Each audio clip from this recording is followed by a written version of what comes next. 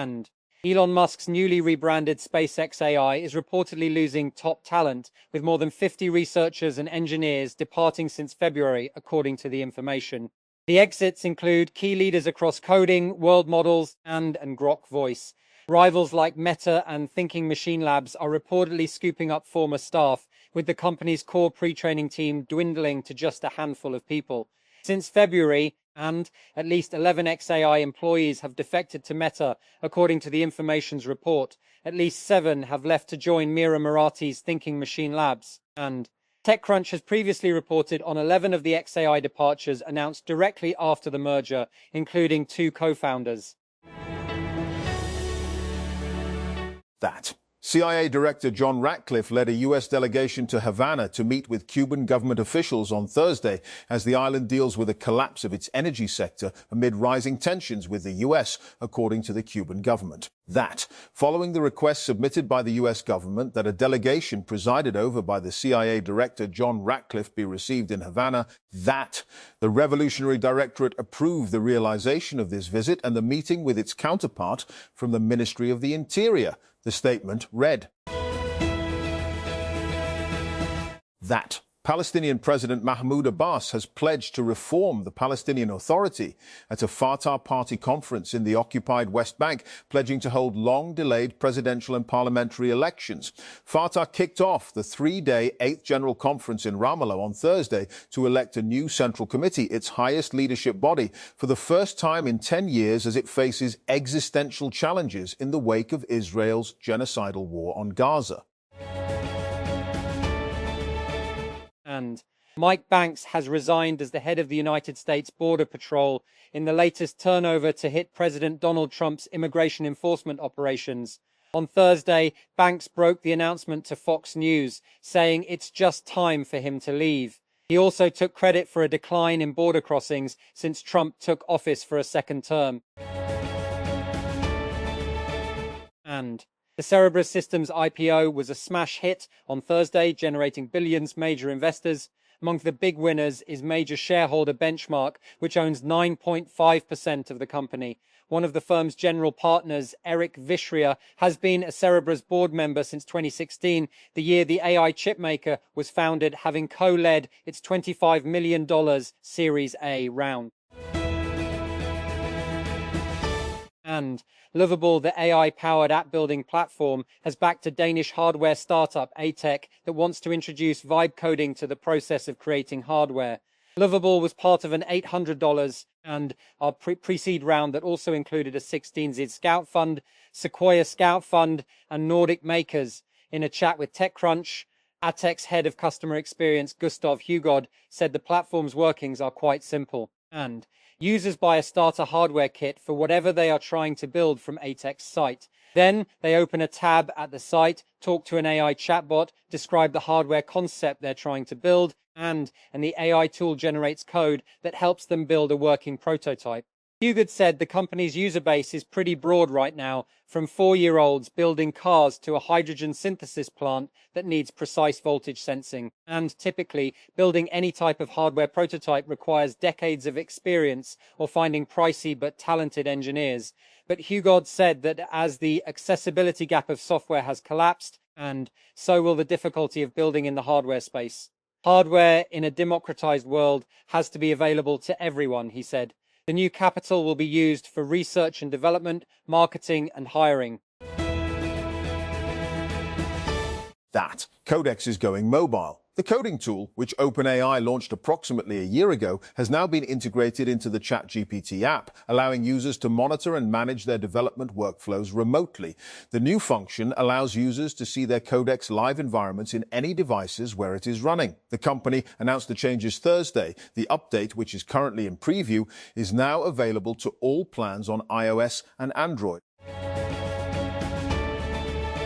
And Tehran. Iran is looking at ways of providing limited connectivity to approved individuals and entities amid a continued state-imposed internet shutdown, and with a tiered access model currently being offered that experts have said still undermines the digital rights of Iranians. And President Masoud Pezeshkian on Wednesday announced the creation of a new entity to review internet coverage in the country, named the Specialized Headquarters for Organizing and Guiding Iran's Cyberspace, and with First Vice President Mohammad Reza Aref, a relative moderate, appointed as its head.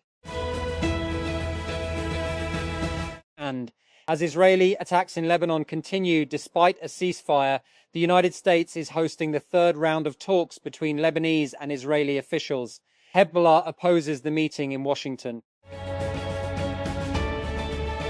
And US President Donald Trump returns to Beijing after 9 years to meet Chinese President Xi Jinping. The trade war, conflict in Iran, and rising fears over Taiwan shape the talks. With global tensions mounting, can the two leaders find common ground, or will rivalry push the world further into crisis? In this episode, and France coach Didier Deschamps has assembled a World Cup squad with formidable attacking talent led by Kylian Mbappe, while rewarding goalkeeper Robin Risser following his breakthrough season with a call-up for the Showpiece tournament. Deschamps, who guided France to World Cup glory in 2018 and will leave after this tournament, included few surprises in his announcement of the 26-man squad on Thursday. And OpenAI is so frustrated with Apple over a ChatGPT integration that failed to deliver the subscribers and prominence it expected that the company is now actively exploring legal action against the iPhone maker, Bloomberg News reported Thursday. And, citing people familiar with the matter, according to Bloomberg, OpenAI has enlisted an outside law firm to work through its options, and which could include sending Apple a formal breach of contract notice without necessarily escalating to a full lawsuit, at least not immediately. And any legal move would likely wait until after the conclusion of OpenAI's ongoing trial with Elon Musk. And Richard Socher has been a major figure in AI for some time, best known for founding the early chatbot startup U.com, and before that, his work on Imaginet. And he's joining the current generation of research-focused AI startups with Recursive Superintelligence, a San Francisco-based startup that came out of stealth on Wednesday with $650 million in funding. And Socher is joined in the new venture by a cohort of prominent AI researchers, including Peter Norvig and Cresta co-founder Tim Shih. Together, they're working to create a recursively self-improving AI model, and one that can autonomously identify its own weaknesses and redesign itself to fix them without human involvement, a long-held holy grail of contemporary AI research. And Yuri Veltman was tense. He's the national field director for Standing Together, an organization of Jewish and Palestinian peace activists, and who had gathered to resist the tens of thousands of far-right Jewish marchers heading for occupied East Jerusalem's Old City. He had reason to be worried.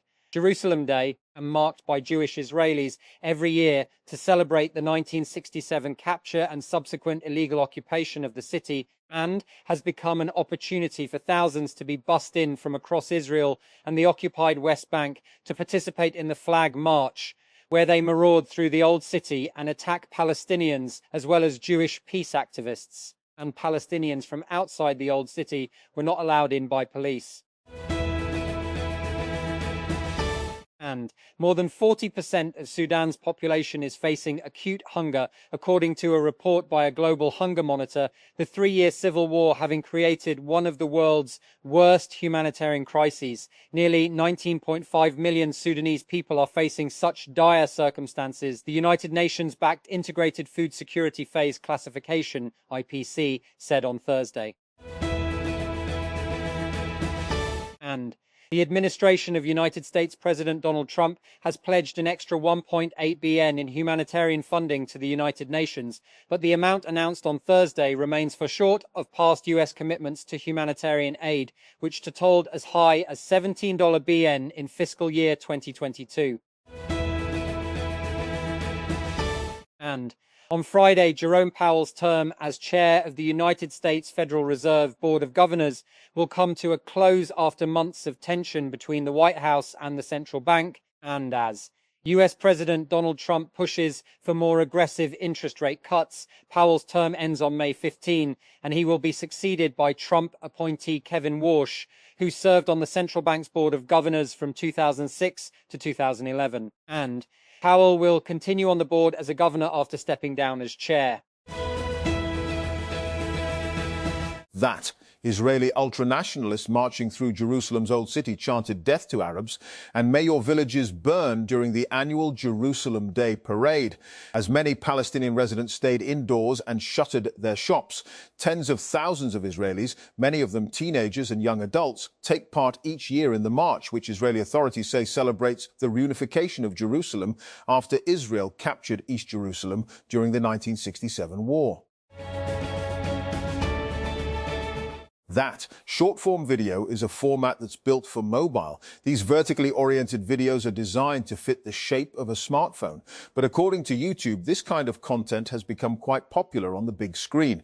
It seems counterintuitive, but the data is hard to argue against. YouTube viewers watch over 2 billion hours of YouTube Shorts, the platform's clips that run up to 3 minutes on TVs each month. The living room is YouTube's fastest growing screen. And the Shorts experience is further helping connect viewers with the world's most active creator community from the comfort of their couch, said Kurt Wilms, YouTube's Senior Director of Product Management for YouTube on TV. We've found that audiences increasingly want to watch their favorite content on the biggest screen at home, whether it's long-form content, a podcast, or a short. Silicon Valley's token maxing Era now has its own hardware. A new open-source project brings your Claude Code utilization stats into a tiny desktop dashboard, allowing AI power users to keep an eye on their usage. Sure, you can track Claude Code usage directly in the terminal using commands or other external tools and apps, but that's not as fun as seeing a pixel art version of the Claude sprite dance on a screen before showing at-a-glance token usage info, is it? And Noor Airways has issued a clarification statement rejecting recent reports regarding the airline's leadership as it continues preparations to enter Pakistan's aviation market. In an official statement shared by the airline, Noor Airways said reports circulating about its leadership were inaccurate. The company stated that the airline was being developed and managed by experienced commercial aviation and airline industry professionals.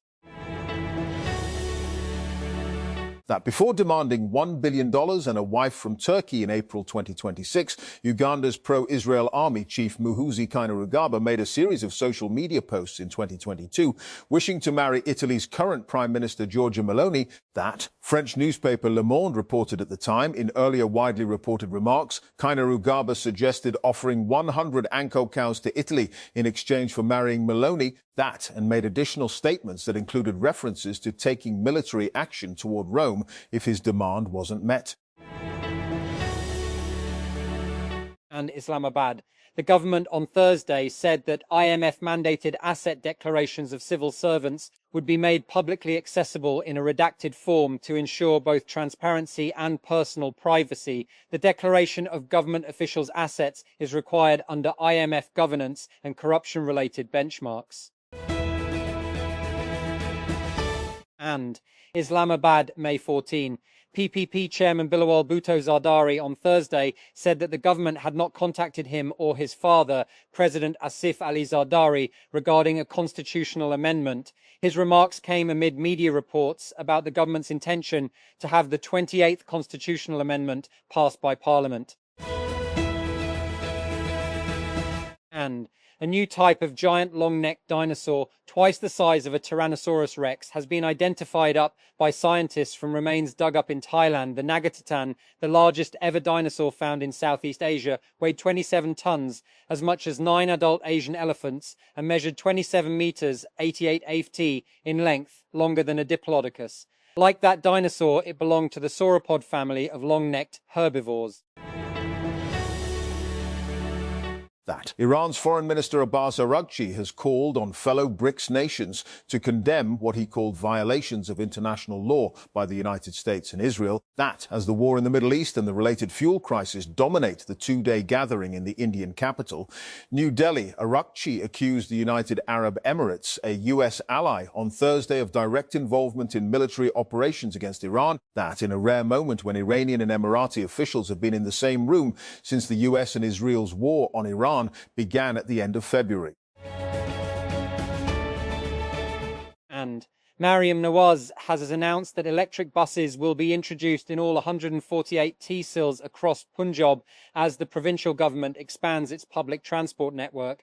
In a statement, the Punjab Chief Minister said electric buses would be provided across the province to improve public transport facilities and modernise urban mobility infrastructure. That the Israeli government has said it is taking the extraordinary step of suing the New York Times after the newspaper published an article detailing rape allegations by Palestinian detainees against Israeli forces. Israel's Prime Minister's office made the announcement 3 days after the release of the article by longtime New York Times columnist Nicholas Kristof, which was based on the accounts of 14 male and female Palestinian victims. That Yemen's internationally recognized government and the Houthi group have signed a United Nations-backed agreement in Jordan to exchange more than 1,600 detainees. That marking the largest prisoner exchange since the country's civil war began in September 2014. Under the accord, the Houthis will release 580 prisoners, including 7 Saudis and 20 Sudanese, while the government will release 100 Houthi prisoners, Houthi official Abdul Qadir al-Mu'tada said in a post on social media on Thursday.